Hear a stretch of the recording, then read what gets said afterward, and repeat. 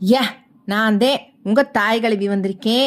இந்த social media பக்கம் போனாலே 370 ரூபாய் பிரியாணி பஞ்சாயத்து ஒரே டாக்கா இருக்கு. வடநாட்டுல ஹிமான்சுன்னு ஒருத்தன் டேட்டிங் போய் ஒரு பொண்ணுக்கு 370 ரூபாய்க்கு சிக்கன் பிரியாணி வாங்கி கொடுத்திருக்கேன். பிரியாணிய வாங்கி கொடுத்துட்டு அந்த 370 ரூபாய எப்படியாவது பொண்ணுகிட்ட இருந்து வேற மாதிரி வசூல் பண்ணிடணும் தப்பா நடக்க பார்த்திருக்கேன். அதை ஏதோ பெரிய சாதனை மாதிரி ஒரு காமெடி ஷோல நின்னு பெருமையா பேசி சிரிக்கிறாண்டே அந்த அறவேக்காடு. இந்த நெட்டிசன் சும்மா விடுவாங்களா? வீடியோவை சோசியல் மீடியாவில் போட்டு வச்சு செஞ்சு போலீஸ்ல புடிச்சு கொடுத்து கடைசியில அவன் பார்த்துட்டு இருந்த வேலையும் காலி பண்ணி ரோட்டோட நிப்பாட்டிட்டாக.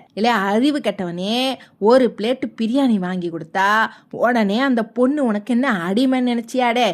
பொண்ணோட சம்மதம்னா என்னன்னு தெரியாத நீ எல்லாம் ஒரு ஆம்படையா? 370 ரூபாய் பிரியாணி காசுல ஒரு பெண்ணோட மரியாதையும் அவளோட சம்மதத்தையும் விலை பேசலான்னு நினைச்சது உன் புத்திக்குத்தேன் கேவலம். ஆனா இவங்க மாதிரி வெல் ட்ரெஸ் வெள்ளடிக்கிற பசங்க இன்னைக்கும் ஒரு ஆணாதிக்க மனோபாவத்தோட தான் சுத்துறாங்க.